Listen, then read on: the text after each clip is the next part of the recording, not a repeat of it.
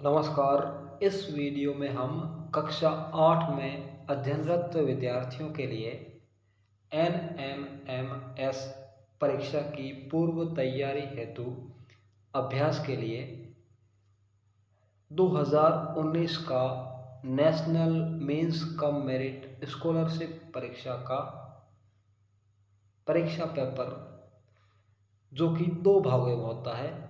एक भाग कहलाता है मैट, जिसे कहा जाता है मेंटल एबिलिटी टेस्ट। इस भाग में भी होते हैं 90%। और दूसरा भाग कहलाता है सेट, जिसका पूरा नाम होता है शैक्षिक योग्यता परीक्षण, यानी कि स्कॉलस्टिक एप्टीट्यूड टेस्ट। मैट में यानी कि मेंटल एबिलिटी टेस्ट में कुल 90% आते हैं और उनको हल करने का समय होता है 90 मिनट। तो मेंटल एबिलिटी टेस्ट में जो है वो 45% आते हैं मेंटल एबिलिटी के, मानसिक योग्यता के और तर्क शक्ति के। 25 क्वेश्चन आते हैं हिंदी के, जबकि 20 क्वेश्चन आते हैं अंग्रेजी के। जबकि सेट में 90% आते हैं और उनको हल करने का समय होता है 90 मिनट। तो इन 90 क्वेश्चन में जो है 35 सवाल होते हैं विज्ञान के, 35 होते हैं सामाजिक विज्ञान के, जबकि 20 सवाल होते हैं गणित के। तो इस वीडियो में हम सेट यानी कि स्कॉलस्टिक एप्टीट्यूड टेस्ट के 90 प्रश्नों को हल करेंगे। तो इसका पहला सवाल है, निम्न में से प्राकृतिक खाद है। ऑप्शन है यूरिया, पोटास, वर्मी कंपोस्ट या सुपर फास्फेट। तो इनमें से प्राकृतिक खाद है वर्मी कंपोस्ट। दूसरा सवाल है, जीव जंतु एवं पेड़ पौधों की ऐसी प्रजातियां जिनका कोई भी प्रतिनिधि वर्तमान में जीवित नहीं है, क्या कहलाती है। ऑप्शन है संकटापन्न, विलुप्त, प्राकृतिक आवासों में विलुप्त या विशेष क्षेत्रीय। तो जीव जंतु या पेड़ पौधों की ऐसी प्रजाति या प्रजातियां जिनका कोई भी प्रतिनिधि वर्तमान में जीवित नहीं है, वह कहलाती है विलुप्त प्रजाति। अगला सवाल है, प्रदर्शित पादप चित्र में अलैंगिक प्रजनन का कौन सा प्रकार पाया जाता है। तो यह जो है प्रजनन दो भागों में टूट रहा है, खंडित हो रहा है। तो यह है अलैंगिक प्रजनन का प्रकार, विखंडन का। अगला सवाल, रुधिर का लगभग कितना प्रतिशत भाग रुधिर कणिकाओं से बना होता है। तो रुधिर का लगभग जो है वो 40% भाग रुधिर कणिकाओं से बना होता है, जबकि 60% भाग होता है प्लाज्मा का। रुधिर कणिकाओं में लाल रक्त कणिकाएं जिन्हें कहते हैं RBC, श्वेत रक्त कणिकाएं जिन्हें कहते हैं WBC, और तीसरा प्रकार है रुधिर कणिकाओं का, वो है रुधिर प्लेटलेट्स। सर्दी जुकाम का संचरण करने वाला वायरस। तो सर्दी जुकाम का संचरण करने वाला वायरस है राइनो वायरस। दूसरा ऑप्शन इस सवाल का सही जवाब होगा। पादपों में जल का परिवहन किसके द्वारा होता है। तो पादपों में जल का परिवहन होता है जाइलम के द्वारा। प्रतिवर्ष 5 जून को कौन सा दिवस मनाया जाता है। 5 जून को मनाया जाता है विश्व पर्यावरण दिवस। बात करें विश्व जनसंख्या दिवस की, तो यह मनाया जाता है 11 जुलाई को। पृथ्वी दिवस 22 अप्रैल को। विश्व ओजोन दिवस मनाया जाता है 16 सितंबर को।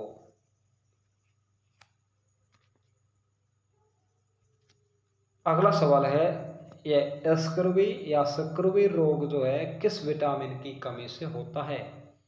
तो यह रोग होता है विटामिन सी की कमी से। ए की कमी से होता है रतौंधी रोग, बी की कमी से बेरी रोग, डी की कमी से होता है रिकेट्स रोग, विटामिन ए की कमी से नपुंसकता, जबकि विटामिन के की कमी से रक्त का थक्का बनना बंद हो जाता है। अगला सवाल है, निम्न में से किस अंग की भीतरी सतह पर रस अंकुर यानी रसांकुर पाए जाते हैं? तो छोटी आंत पर जो है रस अंकुर पाए जाते हैं, छोटी आंत की भीतरी सतह पर। निम्न में कौन सा हार्मोन रुधिर में कैल्शियम के स्तर को नियंत्रित करता है? तो ऑप्शन है पैराथायराइड और थाइमोसिन, थायरोक्सिन, एड्रेनलिन। तो थायरोक्सिन हार्मोन जो है तीसरा ऑप्शन, यह जो है कैल्शियम के स्तर को नियंत्रित करता है। अगला है, मेंढक के हृदय में होते हैं। मेंढक के हृदय में जो है 2 आलिंद और 1 निलय होता है। मछलियों के पानी में तैरने या गति करने के लिए कौन से अंग सहायता करते हैं? तो मछलियां जो है उनका श्वसन में सहायक अंग है गिल्स यानी गलफड़े, जबकि तैरने में सहायक है सल्क या पंख जिसे कहते हैं, यह तैरने में सहायक है। जोंक जो है वो किस अंग से श्वसन करती है? तो जोंक श्वसन करती है अपनी त्वचा से, स्किन से। निम्न में से वक्षीय कंकाल का भाग है खोपड़ी, फीमर, पसली या श्रोणि मेखला? वक्षीय कंकाल का भाग है पसली।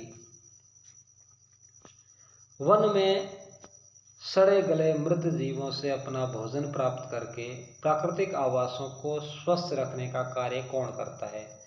तो यह कार्य करता है दिए गए ऑप्शन में जरख। वायु किसका उदाहरण है? तो वायु उदाहरण है मिश्रण का। ठोस को अगर गर्म करें तो वो बिना द्रव में बदले सीधा वाष्प में बदल जाता है, यह कहलाता है ऊर्ध्वपातन।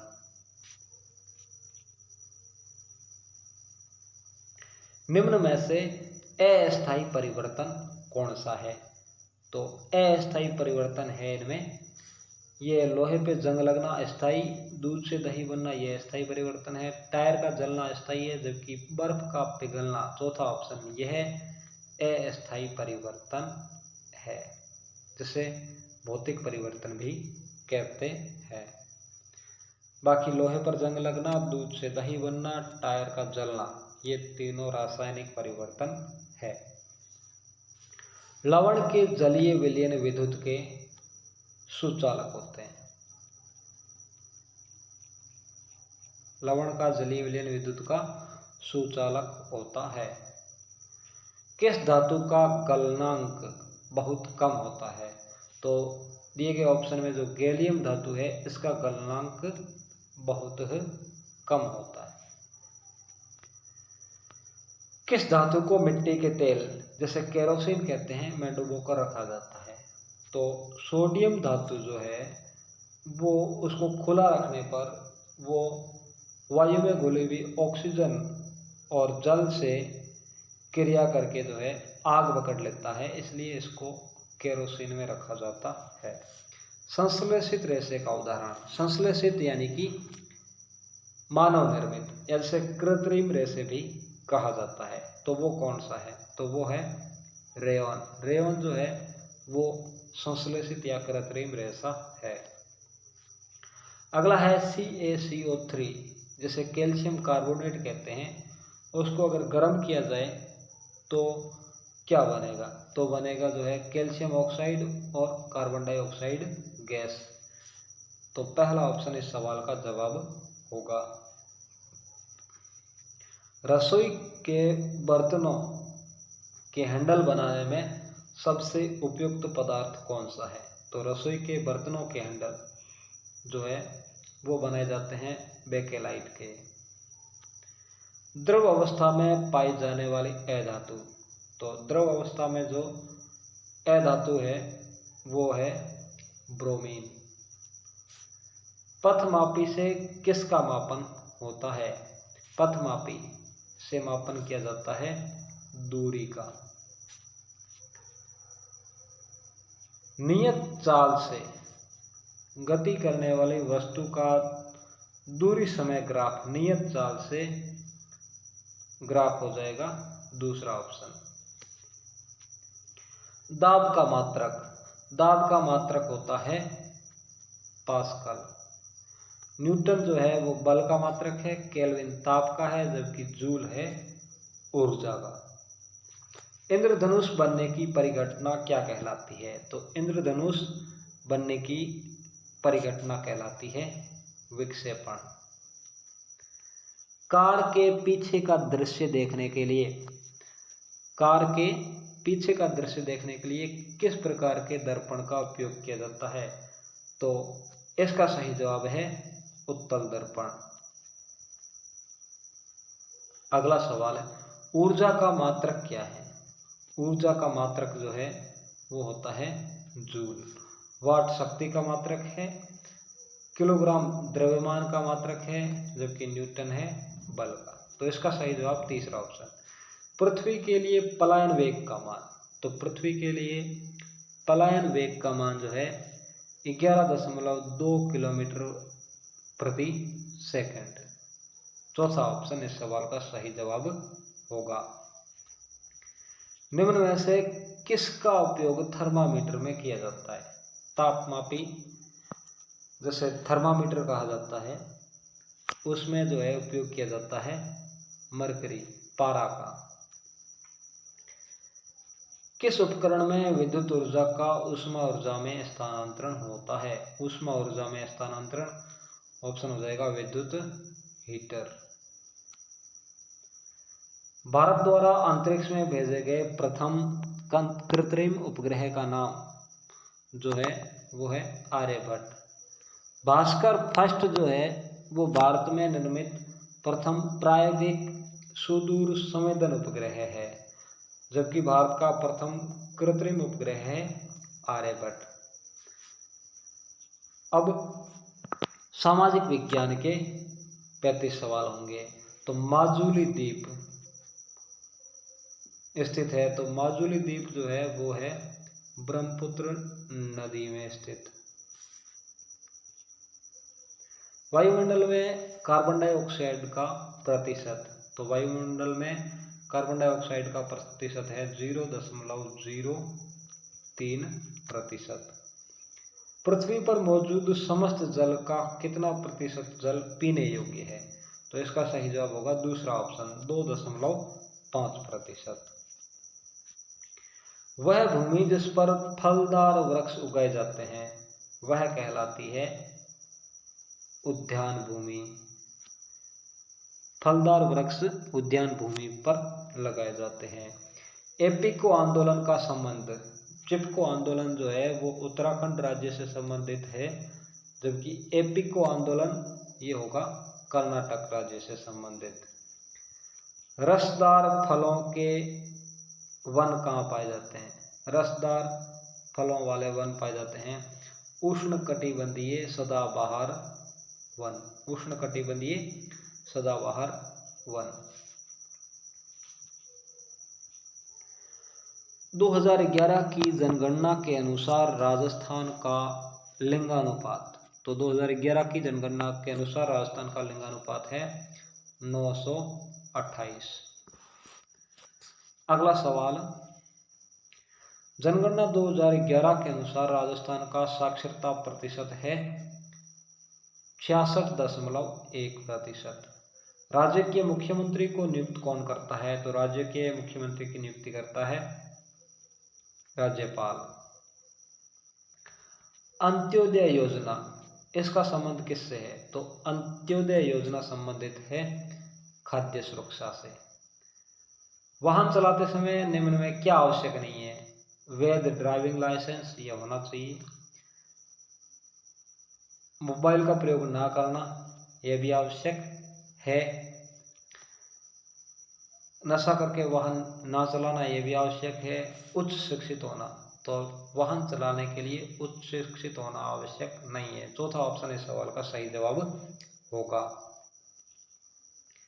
अंकोर वाट का विष्णु मंदिर जो है कहाँ स्थित है? तो कम्बुज, जो कि कंबोडिया का पुराना नाम है, वहाँ पर स्थित है अंकोर वाट का विष्णु मंदिर। हर्ष यानी कि हर्षवर्धन, हर्षवर्धन के समय प्रचलित कर नहीं था। भाग, हिरण्य, रतन या बलि। तो हर्षवर्धन के समय प्रचलित कर जो है वो नहीं था, रतन। तीसरा ऑप्शन इस सवाल का सही जवाब होगा। हमीर महाकाव्य के रचनाकार का नाम? हमीर महाकाव्य लिखा नयन चंद्र सूरी ने। लोहागढ़ किले का निर्माण करवाया महाराजा सूरजमल ने। नथमल हवेली कहाँ स्थित है? तो नथमल हवेली स्थित है जैसलमेर में। ननकाना साहिब किस संत का जन्म स्थान है? ननकाना साहिब जो है वो वर्तमान में पाकिस्तान में है। यह जो है गुरु नानक का जन्म स्थान है। अवनद वाद्य कौन सा है? तो ऑप्शन दे रखे हैं खड़ताल, रावण हत्था, अलगोजा या एकतारा। तो रावण हत्था और एकतारा ये दोनों है तत्वाद्य, अलगोजा है सुशिर वाद्य। तो खड़ताल जो है वो वैसे तो है घन वाद्य, लेकिन इसे अवनद वाद्य में ले सकते हैं। तो इसका सही जवाब ये पहला ऑप्शन हो सकता है। भारतीय मानक समय रेखा किस नगर के पास होकर गुजरती है? तो उस स्थान का नाम है नैनी इलाहाबाद।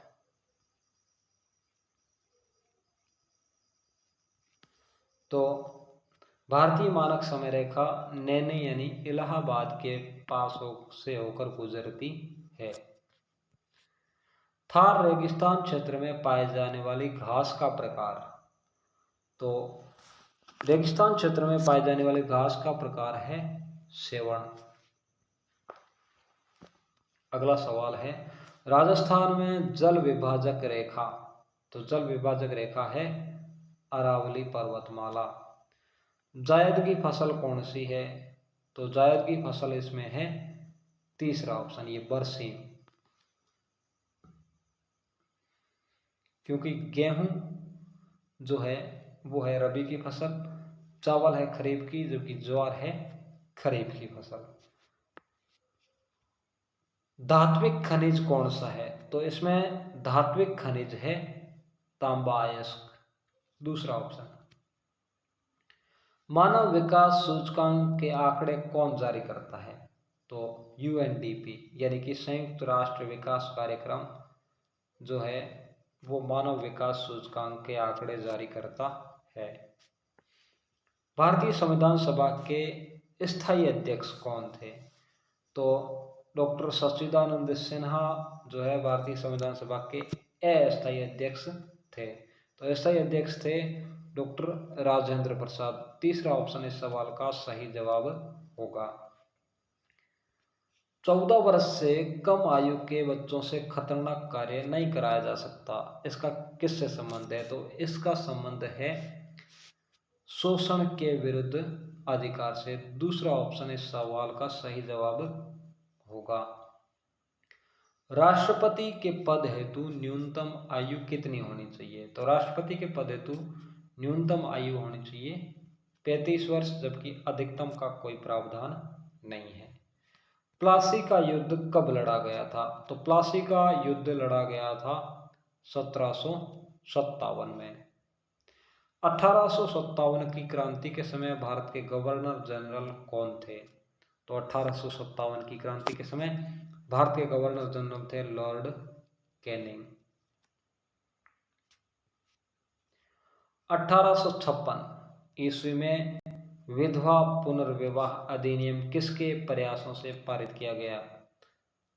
तो इस सवाल का सही जवाब है तीसरा ऑप्शन, ईश्वर चंद्र विद्यासागर के प्रयासों से 1856 में विधवा पुनर्विवाह अधिनियम पारित किया गया। संपत्ति के निकास का सबसे पहले विरोध किसने किया? तो संपत्ति के निकास का सबसे पहले विरोध किया ग्रैंड ओलमेंट ऑफ इंडिया, दादा भाई नौरोजी ने। दूसरा ऑप्शन इस सवाल का सही जवाब होगा। निम्न में से किस अधिनियम के तहत बर्मा को भारत से पृथक किया गया? तो 1935 के भारत शासन अधिनियम द्वारा बर्मा को भारत से पृथक कर दिया गया। अगला सवाल है, भारत की थल सीमा की लंबाई। तो भारत की जो है स्थलीय सीमा की लंबाई है 15,200 किलोमीटर। रामकृष्ण मिशन की स्थापना किसने की? तो रामकृष्ण मिशन की स्थापना की जो है विवेकानंद ने, स्वामी विवेकानंद ने रामकृष्ण मिशन की स्थापना की।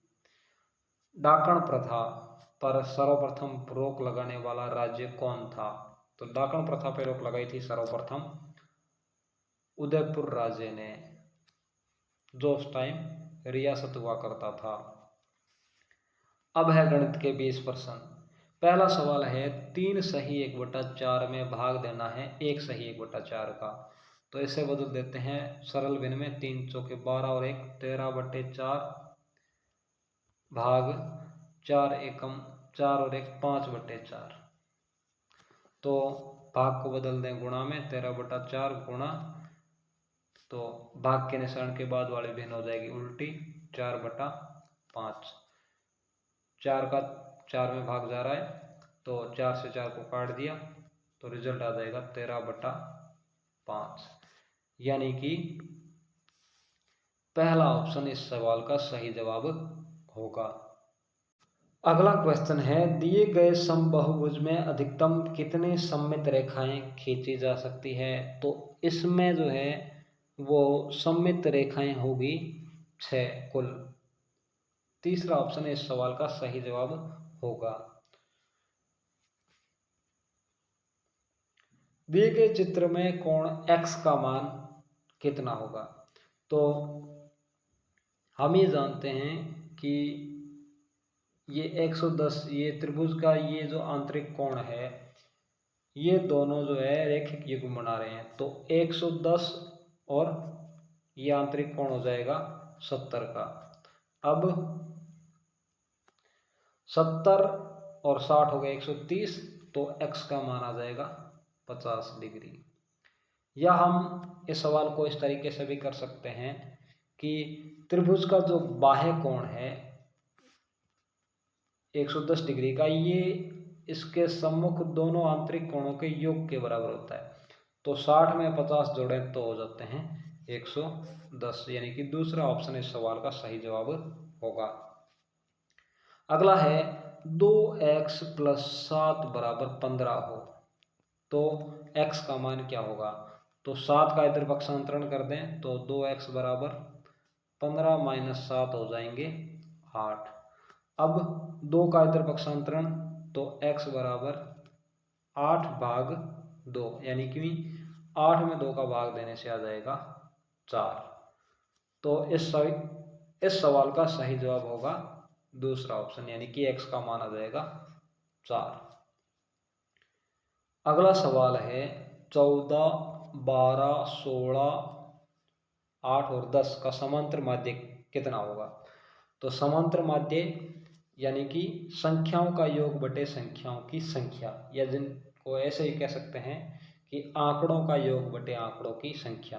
तो आंकड़ों का योग कर लेते हैं, 14 और 12 26, 26 और 16 42, 42 8 50 और 10 60, और संख्याएं ये है 5।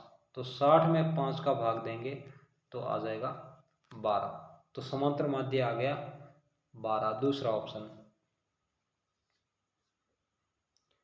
तो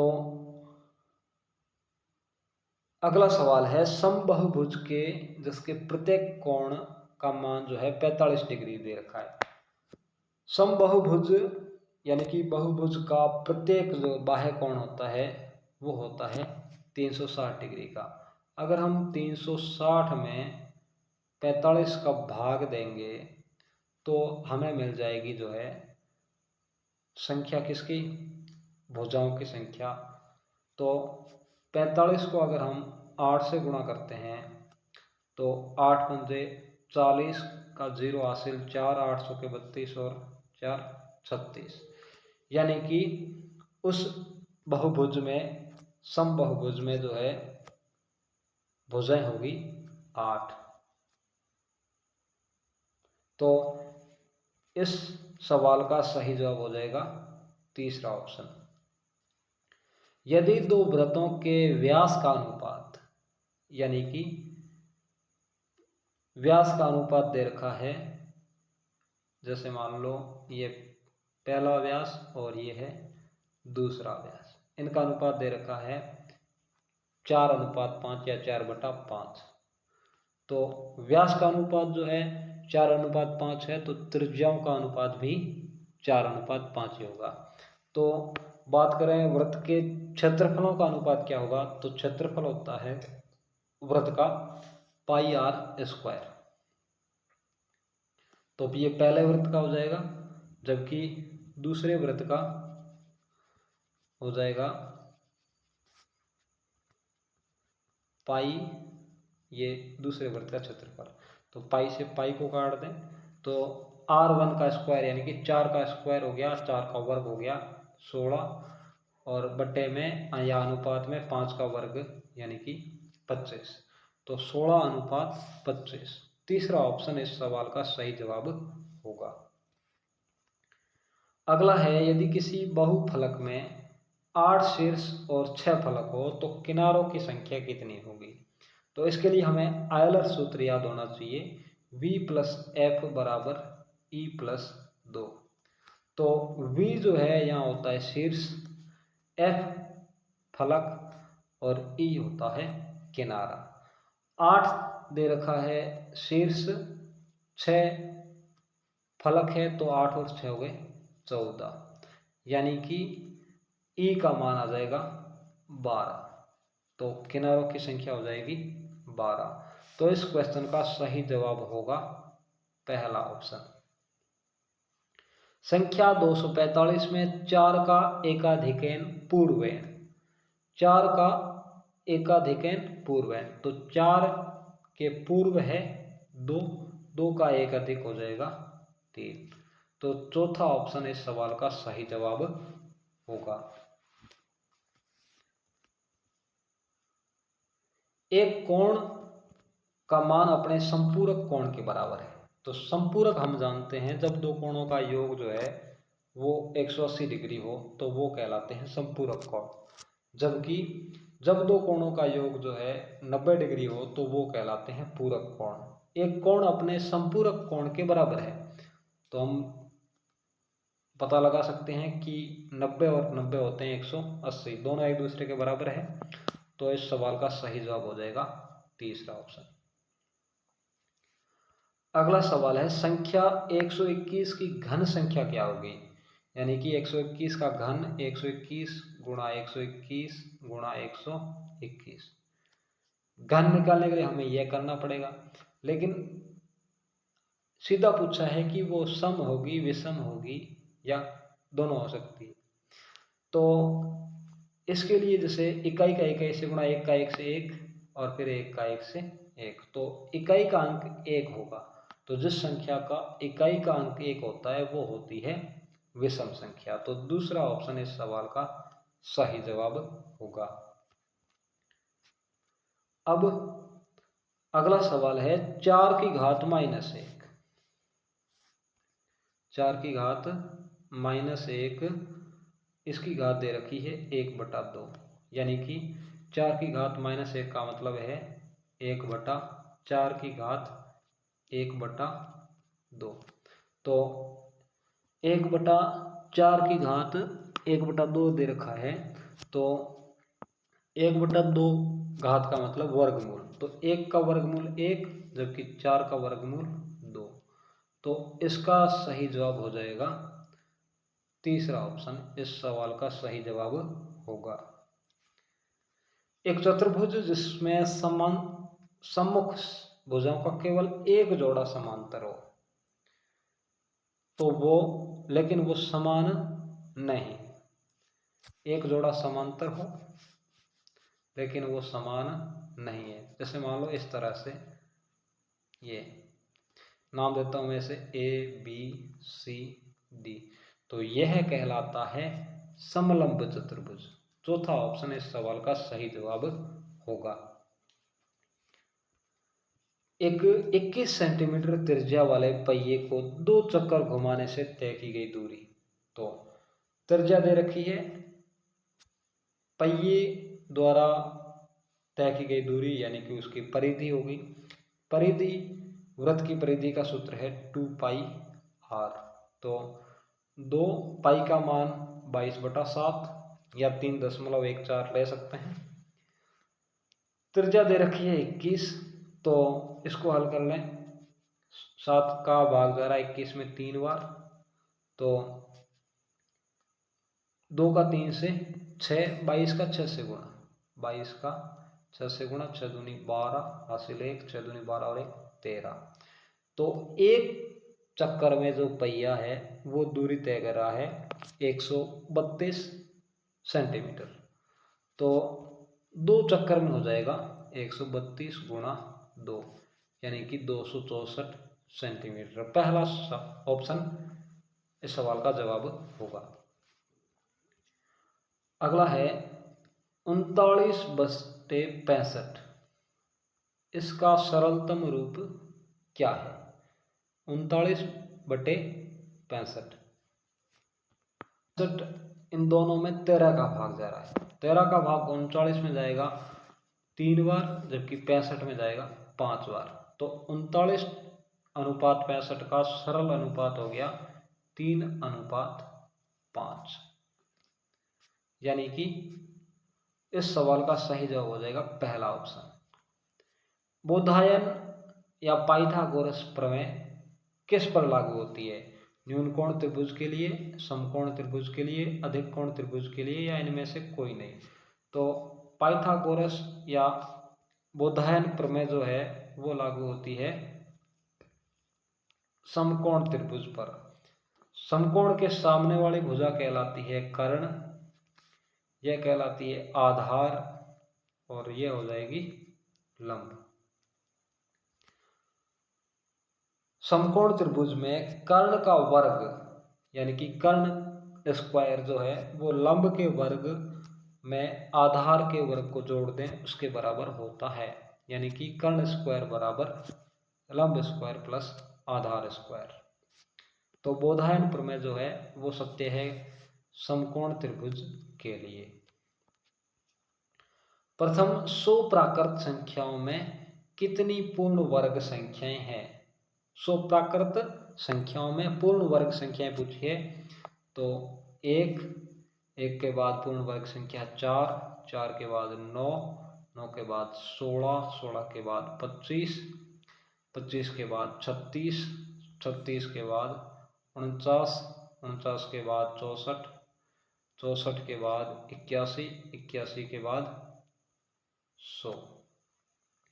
प्रथम 100 प्राकृत संख्याओं पूछी है तो सबसे छोटी प्राकृत संख्या होती है 1, 100 तक पूछी है तो 100 संख्याएं होंगी प्राकृत में। और पूर्ण वर्ग पूछा है तो 1 का वर्ग 1, 2 का वर्ग 4, 3 का वर्ग 9, 4 का 16, 5 का वर्ग 25, 6 का वर्ग 36, 7 का वर्ग 49, 8 का वर्ग 64, 9 का 81 और 10 का वर्ग 100। तो ये संख्या हो जाएगी 1, 2, 3, 4, 5, 6, 7, 8, 9, 10। तो इसका सही जवाब होगा पहला ऑप्शन। अगला है -3/5 a की घात 3 b की घात 3 a क्यूब b क्यूब। तो a क्यूब का गुणांक क्या होगा? तो a क्यूब का गुणांक हो जाएगा -3/5 b क्यूब, यानी कि पहला ऑप्शन इस सवाल का सही जवाब होगा। अगला सवाल है 73.25, इसमें भाग दिया हुआ है 1000। इसका मान क्या होगा? तो जैसे मान लो अभी यहाँ से दशमलव हटाते ही यहाँ अपने को हर में 2 जीरो और मिल जाएंगे, क्योंकि दशमलव के बाद 2 अंक है। तो अब हम इसे कर सकते हैं, हर में जीरो की संख्या 1 2 3 4 5, तो इकाई की दिशा से 5 अंकों के बाद दशमलव, तो 7 3 2 5, ये 5वां अंक यहाँ आ जाएगा 0, तो 0.07325, यानी कि चौथा ऑप्शन इस सवाल का सही जवाब होगा। यह संकेत किसके लिए उपयोग में लिया जाता है? तो यह संकेत है घनमूल का। चौथा ऑप्शन इस सवाल का सही जवाब होगा। तो इस तरह से हमने सेट, जो कि पूछा जाता है नेशनल मींस कम मेरिट परीक्षा के लिए, उसके 90 प्रश्नों को हल किया। अगर ये वीडियो आपको अच्छा लगा हो तो इस वीडियो को लाइक करिए, अपने दोस्तों के साथ शेयर करिए और इस चैनल को सब्सक्राइब करिए। धन्यवाद।